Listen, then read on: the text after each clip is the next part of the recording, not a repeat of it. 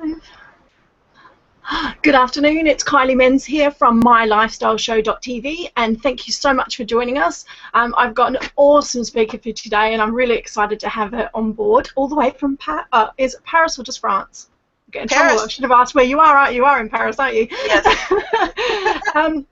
So welcome to my lifestyle show. If you haven't been tuned in before or you're new to this, just a reminder that the mission for this show is purely to provide vision, inspiration and motivation for women entrepreneurs to start to make a change and to fast track their success to creating a true lifestyle business. So our whole motivation here is to work less and earn more. So this is purely an educational program. There is no hard selling on it, so don't worry, you don't have to get your credit cards out at the end. But it's all about interaction, so if you do have any questions or anything you want to ask our speaker, please do post the comments. There's a comment box below the video. Or you can go across to my fan page. There's a link below the video as well. Please do post questions and we'll try and answer them live, because obviously that's why you have an expert here if you can. And I have an amazing speaker this afternoon, and I'm so excited to have her on board. It's Monique Wells. Now, Monique is the founder of Making Productivity Easy, and she's got some exciting stuff going on at the moment, so I'm really looking forward to her sharing that. But really, she's an achievement expert, and the thing I love about Monique is she's an international speaker, she's a best-selling author, and her passions really got with me. We gelled quite a lot with our passions because it's all about women having work-life balance, you know, just kind of, I guess, trying to find smarter ways of working, delivering what you love, what you're passionate about, without burnout, without getting exhausted, you know, without trying to juggle 50 million things at the same time. So Monique definitely creates magic when it comes to life balance with women. She mentors, obviously, high-achieving female corporate executives, entrepreneurs, CEOs, and lots of different professions, medical, finance, all the basically your top professionals who are normally pretty stressed out. They're trying to find a way to get work-life balance, and it's about structure, looking at different ways of working and how she can help you from there. So, but Monique today is going to be sharing with us something unique around creating high-end programs and how they can help you create a lifestyle business. We're featuring 3 key points today. There'll be obviously lots more chat going on, but 3 key points is the 3 benefits of offering a high-end program. So why bother? Why get down and do it? The second one is what you need to consider when designing your program. So making sure that you're getting the right content in there and what you're looking for when you're doing it. And what you need to consider when delivering it, like how do you get your program out there. So I'm so excited to have Monique on board. Welcome from Paris. It's great to have you here. And I know you're going to start with sharing a bit of your story, a bit of background and how you come about today.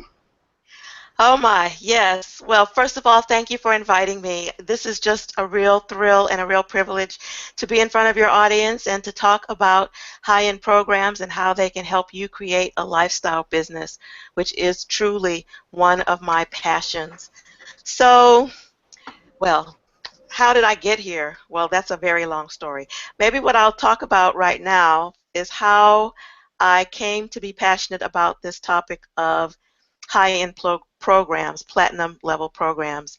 And this actually started, well, first of all, I have enrolled in high-end programs myself for the past several years. I started out with a mastermind, which was not a quote-unquote true mastermind in the literal sense of the way mastermind was first envisioned, but an excellent program. And then I went into a group program. Both of these, the mastermind and the group program, were a year long, and I'm currently enrolled in a one-on-one high-end mentoring program, and I've created my own high-end program. So I've got this, my head wrapped around this from both sides, if you will. And it was last summer when I graduated from the group program and found that some of the people who were graduating with me had a lot of, there were complaints, there were, you know, just sort of feelings of not so much regret, but just that they didn't get all of it, all that they could out of it, and this and that and the other. And I really started hearing these things, and decided to do a virtual town meeting to explore from the enrollee's standpoint what being in a high-end program means, and how you can potentially maximize your return on investment in those programs, and what you need to think about before you even sign up for one, et cetera, et cetera. And during that town meeting, there was a woman from Britain, Oge Okosieme, who was an attendee, and she raised her hand and she made a lot of comments during that town meeting. And when I contacted her afterward to thank her for her participation, and I really thought it was, just going to be 10 or 15 minutes, it was just to introduce myself personally and say thank you for the really terrific contributions. We looked up and it was an hour and 40 minutes later, and we were like, oh my God, we've got to do something together. We've got to do some kind of joint venture or something. And she told me, she said, well, I've been doing virtual trainings, online trainings for the past couple of years, and I haven't done one this year, and I would love to do one with you, and let's do it about these platinum level programs. So we did. In short, we put together a 12-speaker virtual training on high-end programs, how to attract and retain clients in high-end programs, and we called it the Platinum Roadmap. And I believe that's how you found me, Kylie. Yeah. Oh, sorry, I blacked myself out then. Yeah, I did. I was making sure you had no noise in the background. I turned myself off. Right. Yes, I did, because that's what caught my eye, because I love the fact that you'd created this program but brought different elements together to help people of their specialties. I love that you didn't, I think too many, especially entrepreneurs, try and do everything, don't they? Become a specialist in everything. And you pulled together all the elements that people needed. And yes, that's what caught my attention. So Yeah. thank you. It was my pleasure. It was a great exercise for me, and it was great to just be able to bring all of those experts in. There were 12 different people presenting during one might call it a telesummit, but it was different from what is going on in most cases because it was paid. Everyone who attended needed to pay. There were a few seats available for at no charge that were offered by each speaker. But by and large, everybody who attended paid a fee. And this was something that we did deliberately because when you are interested in high-end programs, you want to step up and be the person who you want to be the person who's going to enroll in a high-end program. You want to be the person who is going to create a high-end program, and what that means is that you have to be willing to put your money down. And so we decided from the very beginning that we were going to make this a paid program. Yeah, because that's kind of crucial, isn't it? Because you can't be, I guess, in a way, you're going to be, it's a bit like being a health expert. If you look really unhealthy and whatever, people aren't necessarily going to understand you or get you. So, Exactly. with you, you've got to step up. So like you said, if you then offered a $7 program, people would be like, what? $7, $27? You'd be like, hang on, they're meant to be teaching me high end. How do they do that? So, yeah, you kind of have to walk the walk, don't you? Absolutely. Absolutely. Yeah. So it was great fun, and we covered the gamut, beginning with wealth consciousness, so much about offering a high-end program is going to depend on how you feel about money, how you feel about earning money, how you feel about asking people for money. All of those types of things have to be dealt with before you do any kind of high-end program. And so that's how we kicked it off. And we ran the gamut. I mean, we talked about things like how to find your high-end client, um, how to get people to the actual enrollment conversation, how to get people to re-enroll, what kinds of systems you need to put into place in order to make this program work. I mean, we really ran the gamut. And my conversation was about what we're going to be talking about today, which is how to design. What do you need to think about when you are designing this program and and deliver to make this the best that you can make it for yourself as well as for your your clients. Awesome. And I know, obviously, you know, you had an amazing program. I think you sold out, and I know you were selling tickets. I missed out on it. That's partly, I think I missed dates as well. But it's really interesting because obviously it's a new concept. You know, a lot of people have tried, I guess, to pull people together. A lot of people do webinars and things like that. But to do a full paid program online, what maybe if someone wants to go out and do that, what are 3 key tips you could suggest on how they might get started doing something like that? Like, what worked? Why did it work so successfully for you? Well, I think first of all, because we had a very clear intention. And this goes to anything that you're doing in your business or anything that you're doing in any area of your life. You need to have a clear intention. Have to have, and once you have made that intention or, you know, declared it to yourself, you have to say, I have decided that I'm going to do this.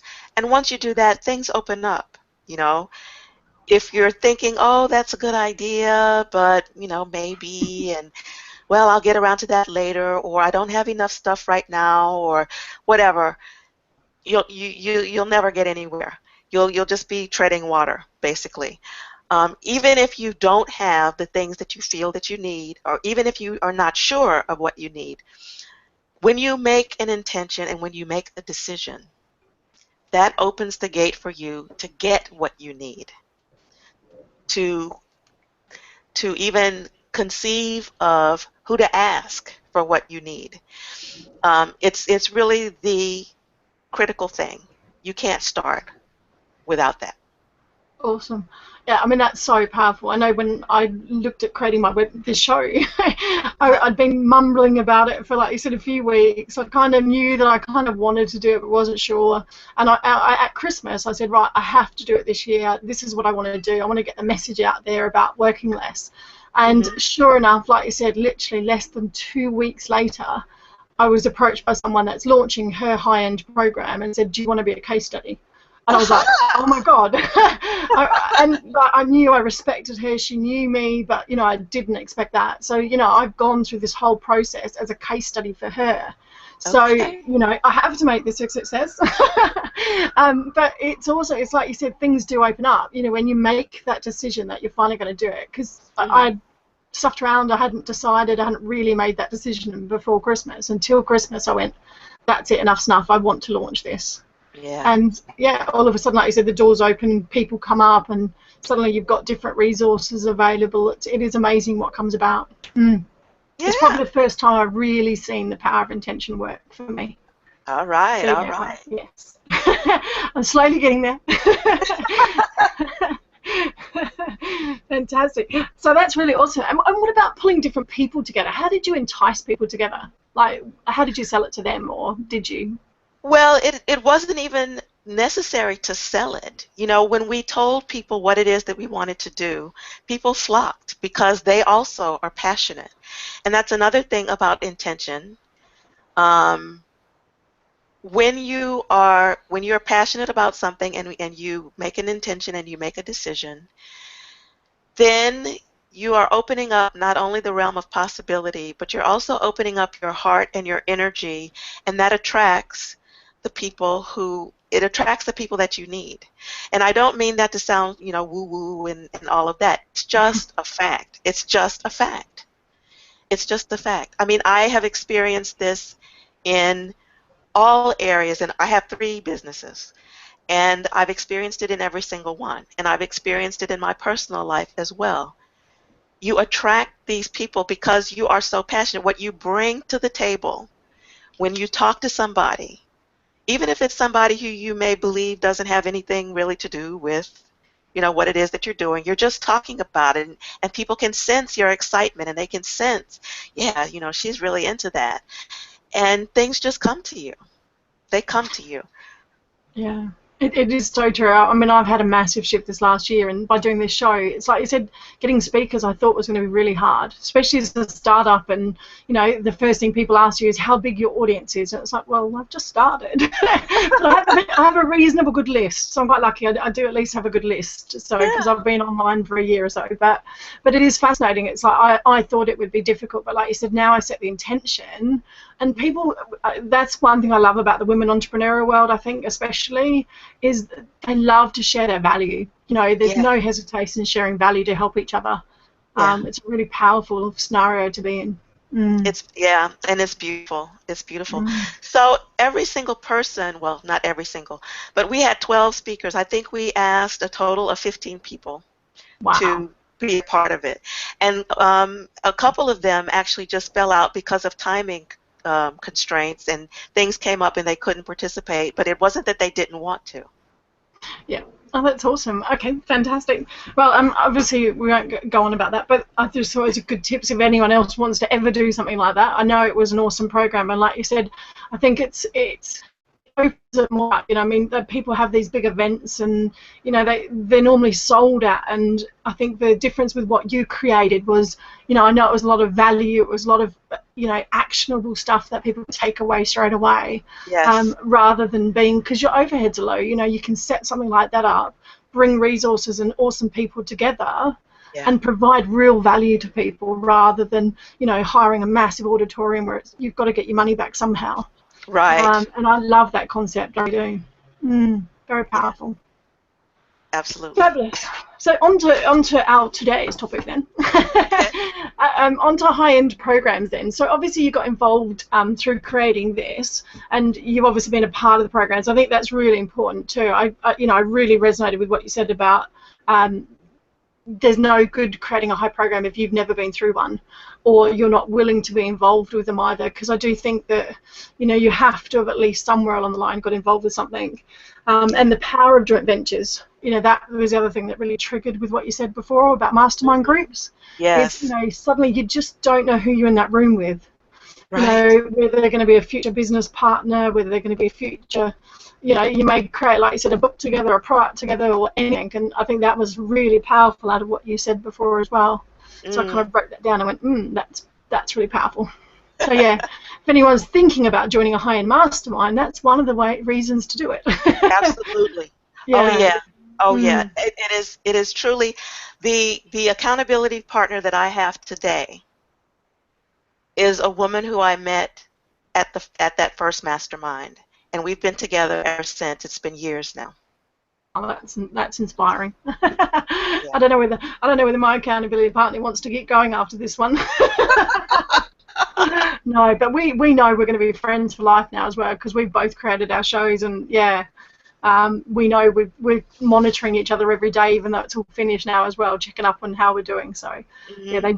they do become a more of a friendship rather than just a Yeah. passing thing, especially with accountability. Yes.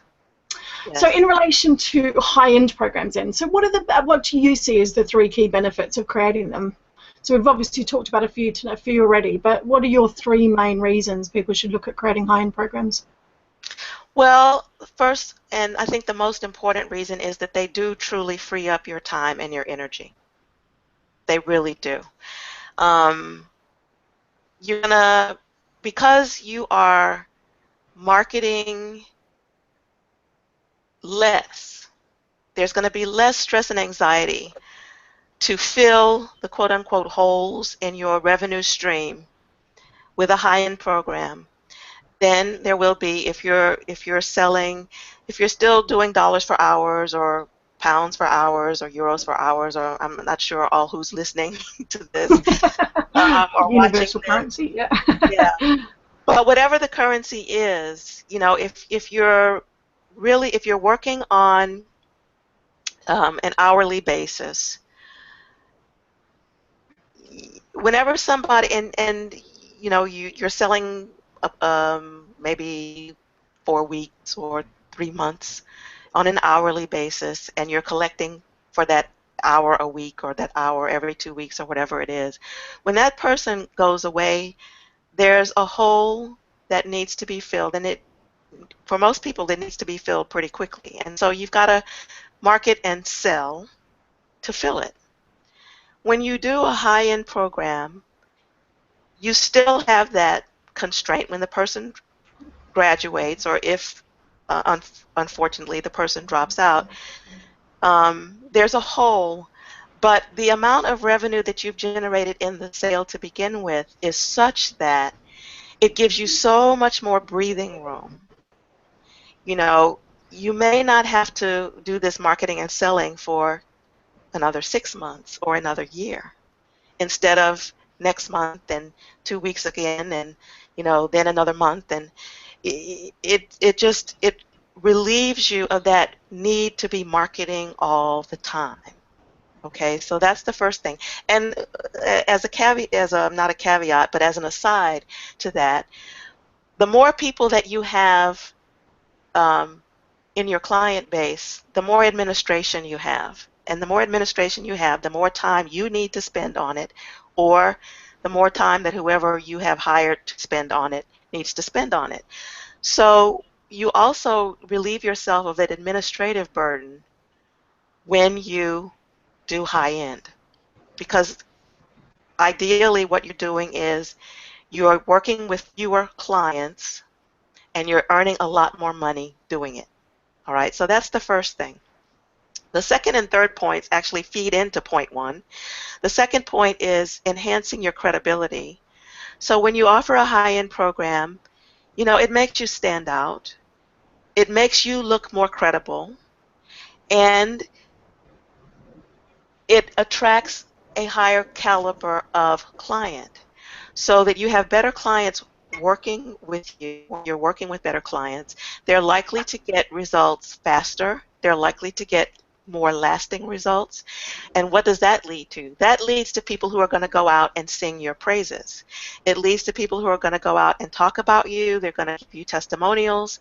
They're going to refer people to you, and they may even re-enroll in your program, right? And re-enrolling in your program and going out and having these people going out and talking about you relieves your marketing burden, relieves your selling burden, right? It's much, much easier to re-enroll somebody than it is to get a new client. Totally. So that feeds back into freeing up your time and energy. And then the third perk is the revenue itself. Okay? The revenue itself is going to free you up to do so many more things in your business and outside of your business. We're talking about lifestyle business. And lifestyle business for me means that your lifestyle is your priority and your business fits into it and feeds the lifestyle. It's not the other way around. So the more money that you earn, the more you have to devote to making your lifestyle exactly the way you want it, right? So instead of having to worry about the small fees that you might be collecting now and worrying about, well, okay, if I've lost this client or this client has graduated and is not re-enrolled, and so there's a little hole and I may not be able to make such and such a payment next month, okay, because I haven't filled that spot. Instead, you're bringing in revenue that covers payments for 3 to 6 months. And so even when one person goes away, still the revenue is there that has you feeling comfortable and maybe even downright giddy about what's going on in the rest of your life. Okay, so those are the three, and they're really big. And again, the revenue is going to feed back into freeing up your time and energy. Because when you don't have to worry about money, how freeing is that? I mean, there is no greater freedom, I think, than not having to worry about how you're going to pay your bills. Yeah, Bob Proctor always talks about that. He always says the amount of time we spend worrying about bills and things. He said when you stop and you don't worry about it anymore, he said it's amazing how much time you have on your hands than the average person does. Yeah. But some awesome point. Yeah, totally agree. And I'm glad you said the revenue, because a lot of people, they get so nervous about talking about sales and figures and income and things like that. But, you are there to be in business. And, I know especially a lot of women entrepreneurs really struggle with charging what they're worth and their value. And, Yeah. but you are there to be in business so that you can help other people. And, Yes. the way I always do that is think about what would you do with the money if you had it? Yes. Would you do more charity work? Would you, especially if you've got time on your hands and things like that, you can give extra time to other people. You can be doing more involved. So it's not all about revenue for yourself. We don't mean, Absolutely. And, you know, people get really hung up on money, don't they? It's like, oh my God, I have to buy the latest car. It's like, well, no, we're not talking about that. It's like you said, you might just want to help your family, spend more time with them. It's things Yeah, like that that's all yeah, about lifestyle. Yeah. absolutely. But online marketing world is all about these glossy things, aren't they? So it's fascinating. When people think about going online, they think, well, that means, you know, flash cars and big houses, and it's like, no, actually it's not. It's about creating, like you said, your business around your life so that you can actually just enjoy the things you love doing. And that may Absolutely. mean many different things to different people, It can which is mean what I love. as many things as there are people. And please remind me of that, because I do have a gift for everybody who's on the call or on the Hangout Live that speaks directly to that. So we'll talk about that a little bit later. Perfect, thank you. And I guess one thing, like, I guess if I was sitting at home now, maybe listening to the show, thinking, oh, you know, I don't know whether I could create one, or I'm a bit nervous about it, or maybe I've just got started in business. What do you kind Hmm. of say to that? You know, if you are sitting at home, kind of listening at the moment, going, well, I might want to do that, but I'm not sure if I Yeah, can. yeah. And especially if people, I think people, especially if people are new maybe into business, they probably don't feel necessarily they can charge, you know, for a high-end program. How do you get around that? Well, again, this goes to your money consciousness. This is really something that I encourage everybody to work on.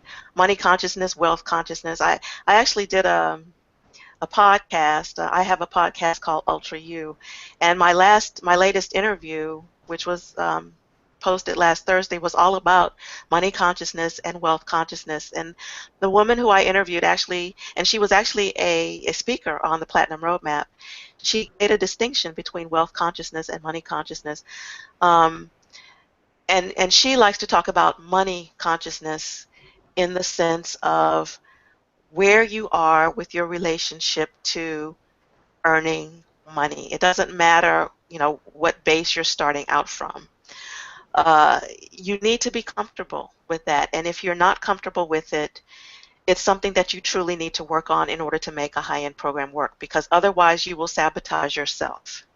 Mm. You will not feel like you deserve the money that you're charging. You'll feel like you're a fraud because you're asking for so much money when it's, you know, it has to come from inside. You have to feel very good from your core that the service that you're offering is worth what it is that you want to ask for it. And so that's beyond the scope of what I can talk about today. Just know that this is something that you're going to need to address. It's something Awesome. that I had to address. Okay. But when you do that work, know that you can always move past this, and you can create a high-end program. You can do it. Fantastic. That's all I need. Bit of inspiration and encouragement.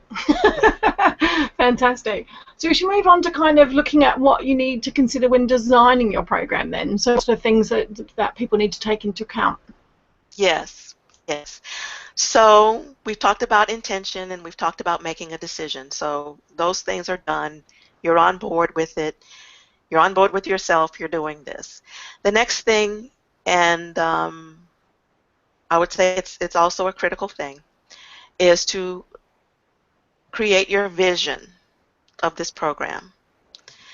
And I'm talking about the pie in the sky vision, the if this were a perfect world vision, you know, if there were no chance that you could fail, what would this program be?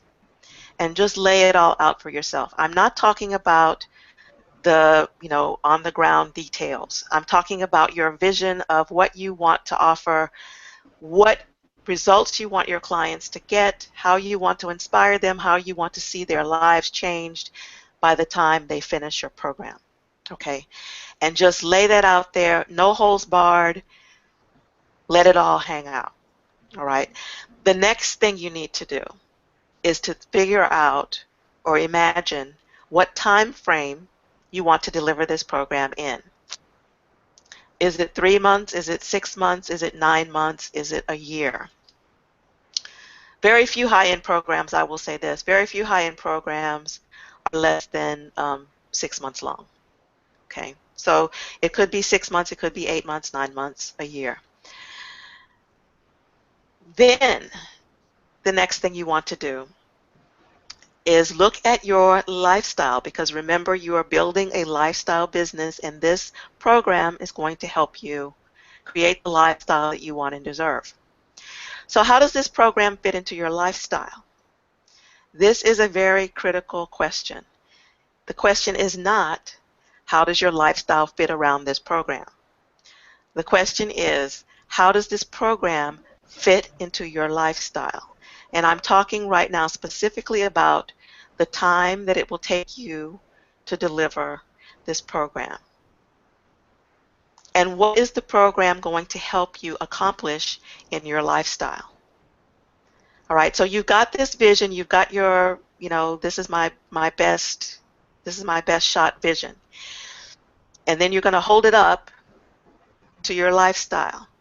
And if it's going to compromise your lifestyle in a way that you are not comfortable with, then you're going to revisit your vision. You're not going to compromise your lifestyle. Okay? The business is there to support your lifestyle. If I say that once, I want to say it 100 times. Okay? It's there to support your lifestyle. So, we do what we call reverse engineering. That people are always talking about that these days. You start with the end in mind. Let's say, for example, that you are creating this high-end program because you want to be able to take 3 months off a year. All right, so that's your lifestyle goal. And you create this program to help you do that. But the ideal program that you have created, this ideal vision that you have, requires that you spend a year delivering the program. So there's a little disconnect there. So you want to take 3 months off a year, but the program requires a year. So instead of saying, well, maybe I won't take the 3 months off this year, instead what you do is look at the vision and say, how can I change this vision so that I can take my 3 months off a year? All right. Or maybe you want to compromise and say, well, maybe 3 months off a year, maybe I don't really want that. Maybe I just want 2. And maybe I can create this program so that it's still a year long, but I can bring somebody in who can take up my slack while I'm not there. All right. So it's all up to you. You are 100% in control. You get to decide everything. So it's up to you to make the program fit your lifestyle. There are no rules here. And here's the thing that I want to say, that I want to caution people about, and that is, if you have been in a high-end program, or if you've heard about somebody's high-end program, you don't necessarily want to replicate that model. All right? Take what's good, chuck the rest, mold it, shift it, chisel off a little bit here, add a little bit there to make it fit what you want. And have the confidence to do that. All right? So those are truly the key things. If I don't say anything else, and we do still have some time left, but if I don't say anything else, I really want people to understand those things. The next thing I want to talk about are logistics. Okay, the vision does not entail logistics. But once you have figured out the vision for your program and you figured out that, yes, I can make this work for my lifestyle, then it's time to start putting those building blocks into place. So generally, and I should say too, that there are 3 different kinds of programs that you can create. You can create a mastermind, you can create a group coaching program, or you can create a one-on-one mentoring program. And you can create all of the above if you want. It's all up to you. Okay? But the logistics of your programs are going to depend on which one of those 3 formats you're working in. If you are doing a mastermind or a group, this entails having multiple people in your program. So how are those people going to come together? Are they going to come together and listen to you or somebody who you bring in to work with you deliver content? Or are they going to be primarily interacting with each other, which is the case in true masterminds, you're only there to facilitate. You're not really there to deliver content. But regardless, how are you reaching out and how are people communicating with each other? Are these going to be live calls, or are they going to be recorded? Are they going to be audio or visual or both? Are they going to be weekly, or are they going to be bi-weekly, or are they going to be monthly? What's going to happen in between those calls?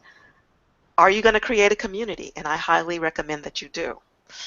And where is that community going to be? Is it going to be on Facebook? Is it going to be on LinkedIn? Is it going to be in an independent forum that you create on your website? Okay. Are you going to have live events? And if you're going to have live events, how often are you going to have them? Who's going to be involved in them? When I say who, I mean in terms of people who are helping you, your staff. Are you going to have video streaming of your live event? Are you going to record them for people who can't come? All of these kinds of things, these are really, on the ground, what I like to call runway level details. Are you the sole provider? Or are you going to have a team of coaches, mentors, etc., helping you deliver this program? If you're working one-on-one with people, are you going to meet them face-to-face, or is it going to be a virtual one-on-one through Skype or through a Google Hangout? All of these things are the things that you need to think about. And here, you want to sort of look around and see what people are doing and see what feels comfortable to you. Again, you're not trying to replicate somebody else's program. You're trying to look and see what looks good from so-and-so and what looks good from so-and-so, and oh, I experienced this and I didn't like that at all, so no, I'm never doing that. Or, I didn't like it, but I think if it had been tweaked a little bit, it could have worked, so let me try that. All of those types of things are things that go into the design of your program. I talked about team. You have to have a customer relations section. Section is not the right word, but you need to have your customer relations together, whether that's you and a VA, whether it's you have an online business manager, whether you have a team of people. This depends on the scope and the breadth and how many people you're dealing with in these programs. But your customer service has to be on par with what you're charging.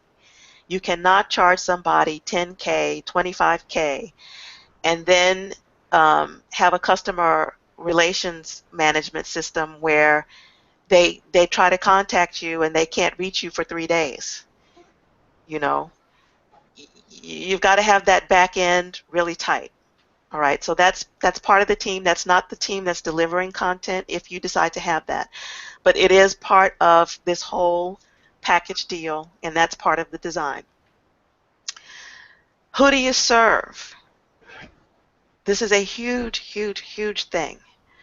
And when I say who do you serve, your mind might automatically go to, well, who's my target market, who's my niche, that kind of thing. That's important, but I'm talking about something much, much more personal when I talk about who do you serve. You're going to be bringing people into this program. You want to be absolutely sure that you resonate with them, that they are a good fit for your program. It is not enough that they can afford you, or even that they can afford you but are willing to go out and get the money to pay for your program. You need to be sure before you even consider the money that this person can bring in to your program. You need to consider a whole slew of things about the person, herself or himself, where they are, whether you believe in their vision for what they're trying to do, whether they can articulate how they believe you can help them based upon what you've presented about your program. There's a whole slew of things, a whole list of questions that need to be asked before you ever even consider whether they can, quote unquote, afford you. All right? This is critical. If you're bringing people into your program who are not a good fit, particularly because if you're doing masterminds or group coaching, they're going to need to be interacting with others. If they are disruptive, if they are an energy drain on your program, then, or if you can imagine that they might be, then it doesn't matter how much money they're willing to bring to the table, you don't want them in your program. Okay? And there's one final thing I want to say about that. Um, and this is something that I have never in all of my years in this online coaching or even one-to-one live coaching, etc. In this whole arena of transformational professionals, I have never heard anybody talk about doing an exit interview with the people in your program. It is so, so important. And it's something that we did talk about in the Platinum Roadmap. You want to find out what people liked about your program, and you want to find out what they didn't like so that you can improve your program. And you want to get that information not only from people who graduate, but also from people who are not doing well and who might eventually drop out. Of course, when people drop out of your program or when they're just not active, it pulls on you. It's a drain for you. You feel like somehow you're failing or whatever, and you should not take that personally. You should go to that person and try to find out what it is that is holding them back. Is it the program itself? Is it their own personal situation? Is it a combination? What is it? So that when you reach out to those people, you might actually be able to help them actually get the benefit from the program that they want. But if they absolutely have to drop out, you know why, they know why. Everybody is clear. If there are any bad feelings, hopefully you can work those out. And you might even, can you imagine a more powerful testimonial than from somebody who actually had to drop out of a program and regretted it? And they're going out and saying, you got to do this, man. I just so regret that I couldn't finish. That'd be really powerful. Can you imagine how powerful that could be? I mean, we're all looking for the positive. Yes, I tripled my business, and that's fine and that's great. Yes, you want those kind of testimonials, but a testimonial from somebody who's like, God, I couldn't do it, and it was for X, Y, and Z reasons, and I totally saw the value, and I'll go back whenever I'm ready. I'm going back, and et cetera, et cetera. You cannot get a better testimonial than that. Yeah, it's a very powerful element, and it's something I hadn't even thought about. I hadn't even thought about during exit interviews, but I guess it's like you said. I mean, things do naturally sometimes just get in the way, no matter what people are paying or what they're spending. So Right. yeah, finding out why, and like you said, you may also help them with a block that they might have that they're not publicly or don't want to put out there either. So yeah, it's really crucial.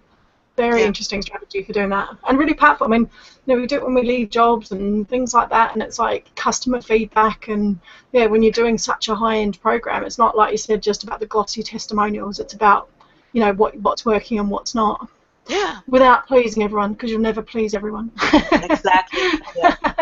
But like you said, long as there's a comfortable medium. Mm-hmm. Yeah, because like you said, some people will just spend. I really loved your "don't take it personally" because I've been online marketing for the last year, and amazing what people will spend and then do nothing. Yeah.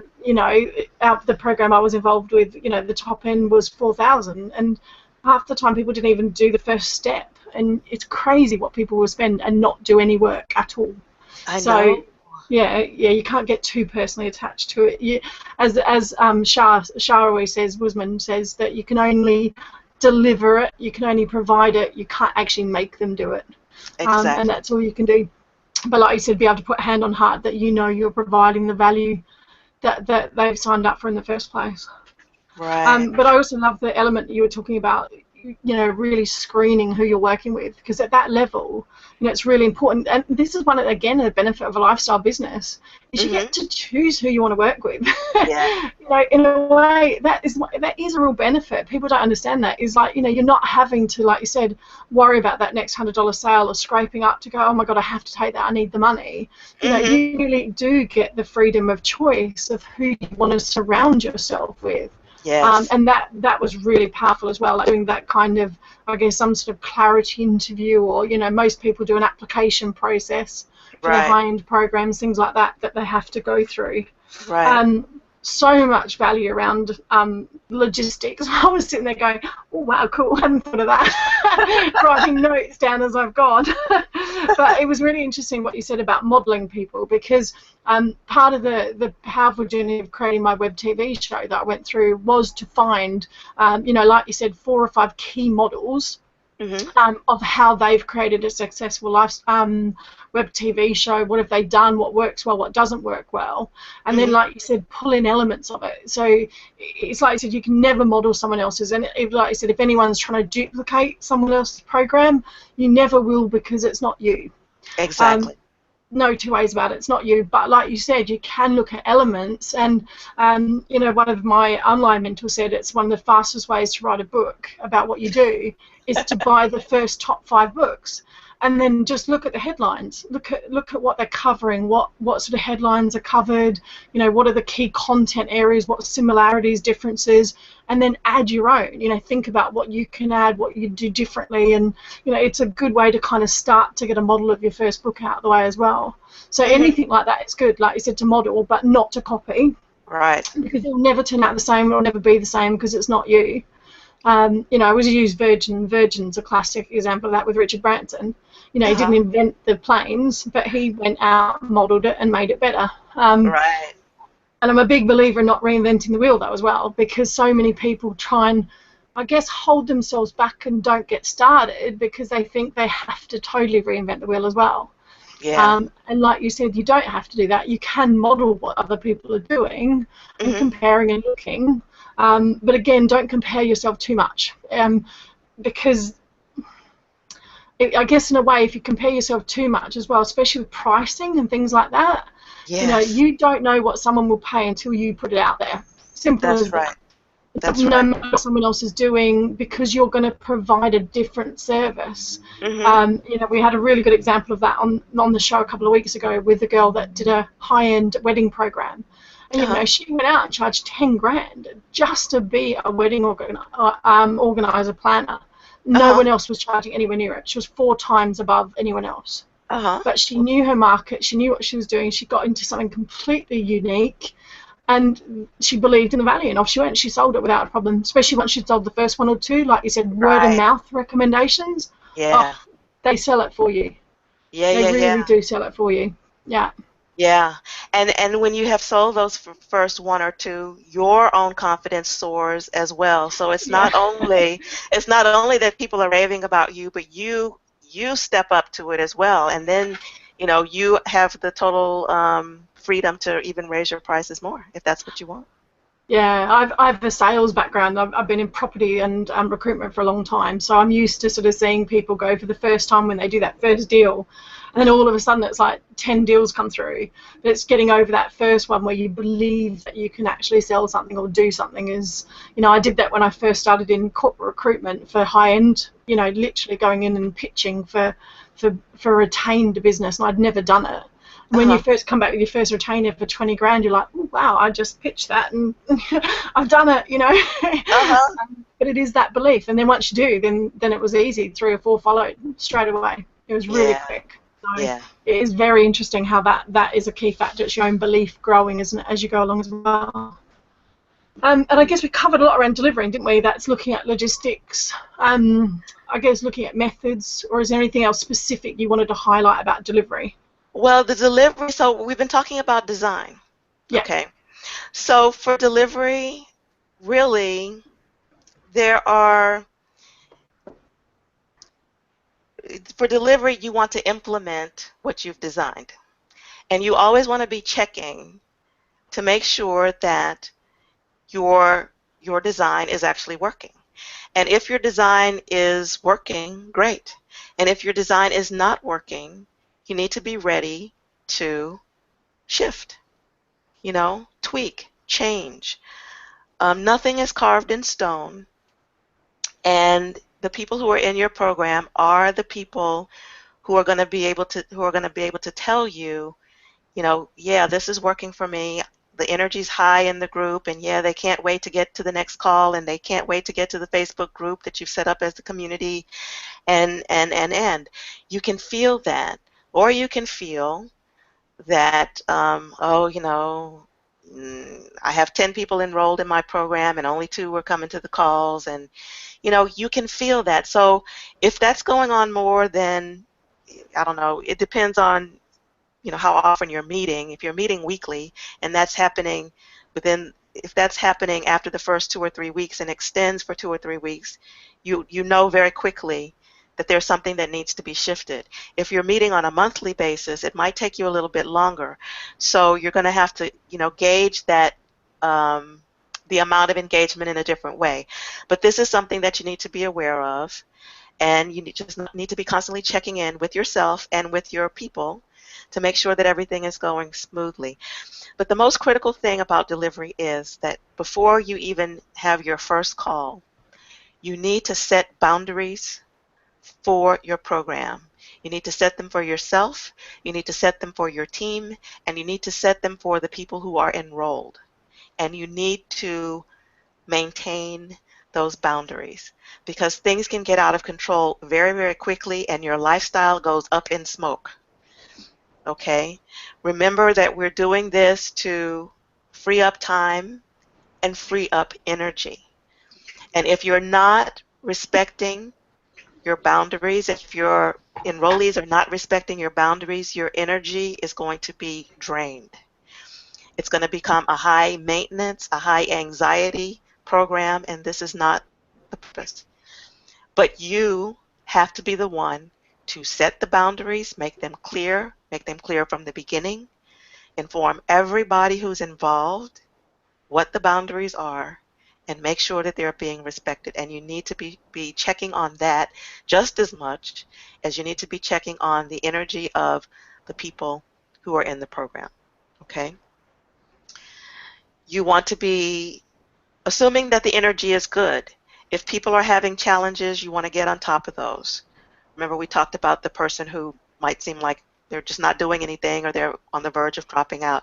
You want to make sure that you are checking in particularly with those people. But even people who have high energy and people who are really involved in the program, they might have a challenge just with trying to implement something that you're teaching.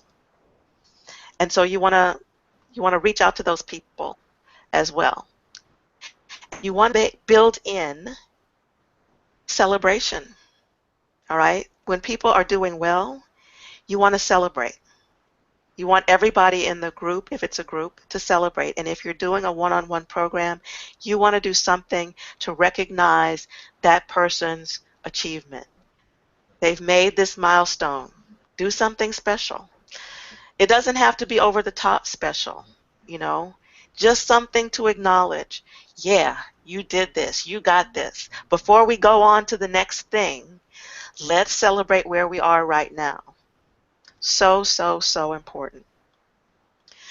Another thing that I want to say is that whenever you're running a long program, let's say your program is a year long, there are going to be points during the program where there's naturally going to be a dip in energy, regardless of how excited people are overall. There are going to be dips in energy, and you need to be prepared for those, and you need to be ready to inject some kind of new thing, a prize, a contest, I don't know, just something fun, something to raise the energy. Maybe it's bringing on a guest speaker, whatever it is, to get over those troughs, okay, and fill them in so that the energy can rise again, and you can people can remember your program as being a good experience. So that's really it for delivery. Perfect, though. Your boundaries and managing people's expectations are just crucial, isn't it? That's one of the big things that kind of stood out for me with that, because I know so many times, I think, where I've ever experienced disappointment, it's normally because the intentions at the beginning are so different, or you may have set out with something that you think's in your mind and then find out that that's nothing with what's being delivered. So it's about managing people's expectations of what they're going to get from you, how they're going to get it, times, like you said, you don't want to be available 24 hours because that's not why you're creating a lifestyle biz. And that's so important. Yeah, 100%. And I love the long program bit because, I do always think about myself delivering a year-long program going, oh my God, how do you keep focused for that long? And that's just delivering it. And I think that's important as well. It's like you said, it's your natural dips as well, isn't it? Not just the people attending. It's like, how do you stay focused in delivering and, like you said, creating some excitement and keeping that momentum going, I guess, as well, because it's so easy for you to get distracted along the way as well. So, that's really powerful. So, oh my God, you've shared so much information there about creating high-end programs. Like, I want to outline mine now. Wonderful. Need to go work on the belief that getting started, how much I can charge, but yeah. It is really interesting though, the more and more I hear it, and it's like you said, it is about positioning yourself, and if you're packaging it in the right way and you create yourself as an authority, why not?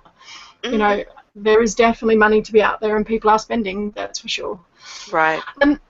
So I haven't seen any questions live that I can see. I kind of think I've caught the ones along the way that kind of come to my head. But if anyone else has got any questions, you can go across to my fan page, my Lifestyle Show fan page. Do drop us a message there, and I'll make sure that if you can't answer it, then I'll make sure that Monique does. Thanks.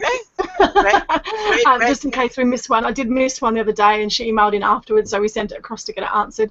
And I know that you've obviously got a free bonus for them, which is absolutely awesome. So do you want to share what you're up to at the moment and maybe what project you're currently working on that you might want to people get in touch with you about? Or Okay. All right. Well, first the bonus.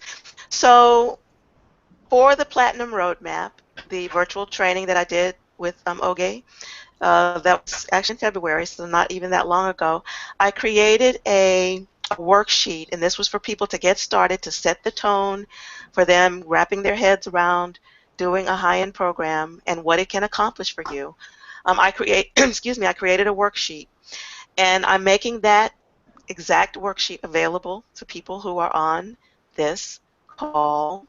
And in order to get it, you need to go to my website at makingproductivityeasy.com/my-lifestyle-show. Okay, makingproductivityeasy.com/my-lifestyle-show. And you can enter your name and email address there and just click the little button and you will be taken immediately to the page where you can download this worksheet. Now what the worksheet does is gives you examples of how you can create 100,000 whatever currency you're working in. For me it's dollars. I'm an American, even though I live in Paris, it's dollars. And it gives you some examples. There's a little table. So, if you want to work with 4 clients a year, that means that you need to bring on 1 new client every 4 months, or no, every 3 months, right? And if you charge that 1 client $25,000, whatever you charge in, 4 clients a year, and you've got your 100K. And there's a worksheet there, so you can just put in the numbers and you can figure it out. Then beneath the table, there are 2 equations that will show you how much you're going to be earning in addition or over what you're currently earning by putting this program into place. And then at the bottom, and it's very easy, it's all there. You just plug in the numbers and get your calculator. You don't have to think. We like that. Simplicity for the blonde, remember? And then at the bottom, it's that critical question: what am I going to do with this additional money? What am I going to do with it? Am I going to refurbish a room in my house? Am I going to put money away for my kids' college? Am I going to put it back into the business? Am I going to take a vacation? What can I do with this money? Very, very powerful. And when you write that, when you take a pen or a pencil to paper and write that down, that is an intention. And that's going to start working on your mind, even though you may not even realize it. And things are going to start to happen to make that real. Okay? So This is the worksheet that I'm offering to you, makingproductivityeasy.com/my-lifestyle-show. And of course, my contact information is in there, my email address, in case you're wanting to, get some help in actually visualizing your high-end program, or, putting some of those nuts and bolts into place. I do offer that service. So my email address is in there, but I'll give it to you here also. It's info@makingproductivityeasy.com. Again, info@makingproductivityeasy.com. So you can write to me and let me know if that's something of interest to you, or you can just poke around on the website. And I do have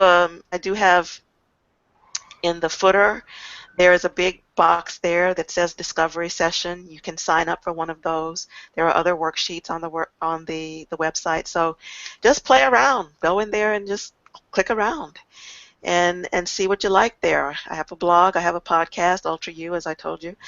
And so just hang out. Hang out. Awesome, and I'll make sure that there's a link to her site and that free workshop below this video as well. So if anyone's got the link to the page, they can obviously see that for Turning Up Live as well. So I'll make sure that goes on there very shortly, as soon as I edit it after the show. Okay. So thanks very much. And one of the things I always like to, obviously we know this is all about creating lifestyle businesses and people, and that means many things to many people. So I always end with the last question of about what's one thing that you love about your lifestyle business at the moment, and one thing that you see maybe adding into it in the next 2 or 3 years. Okay. Well, what I love about my lifestyle at the moment, and I am operating 3 separate business entities at present. What I really appreciate about them is that they allow me to live in Paris, France, which is my dream city. I cannot think of a better thing that I've done in my life than move to Paris. This place just absolutely energizes me on so many levels. My husband and I love it here. Actually, we met because of our mutual love for French language and culture, and we are having the time of our lives here. Been here 22 years. I'm born and raised in the United States. I never plan to live in the United States again. I'm going to die in Paris. And my businesses, How did you choose Paris, by the way? What took you to Paris? It was my love of the French language. I was introduced to French at a very tender age. I was only 3. And I thought that the language was music, and I wanted to talk like that. And I studied French all my life, and I vowed that I was going to live in a French-speaking country at some point. And it's one of those intentions. And it happened. And we've been here almost 23 years now, and have no intention of moving back to the States. So that's what my businesses allow me to do. These are the ultimate in lifestyle. They support my lifestyle. This is my lifestyle, my life in Paris, and my businesses support that. In terms of what I would like to incorporate over the next 2 or 3 years, I'm changing my business model for making productivity easy, and I'm going to be phasing that brand out over the next several months. And as a person who knows about productivity, I know that things always take longer than you think.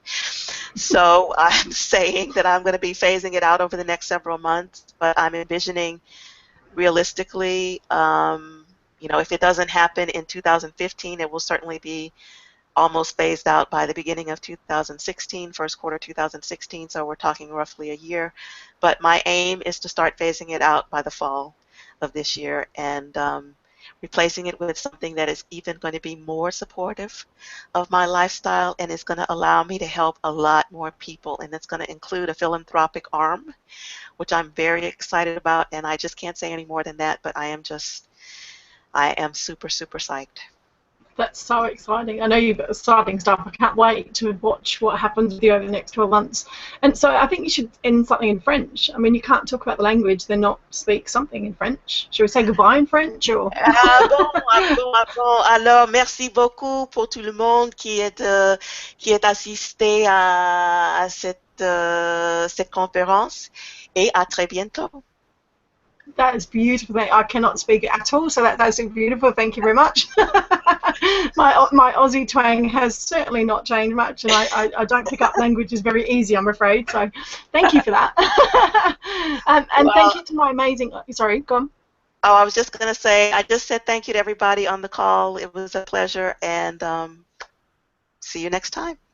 Lovely, thank you so much, and yeah, thank you for my awesome audience. I hope you got some amazing value out of that. I look forward to hearing some feedback and thoughts, and we'll see you on the next show. And it's Kylie out for mylifestyleshow.tv. Cheers, guys. Thank you.